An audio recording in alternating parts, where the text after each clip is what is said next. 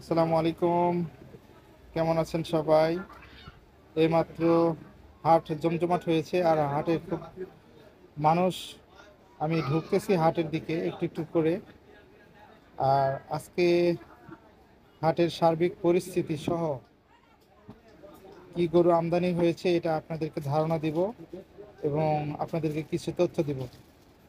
দেখতে পাচ্ছেন এই পাশে কিছু গরু দেখা যাচ্ছে, ষাঁড় গরু। অলরেডি মনে এটা বিক্রি হয়ে গেল। আমরা হাসিল যে মুরব্বী এখানে কাটতেছে তার সাথে একটু কথা বলবো।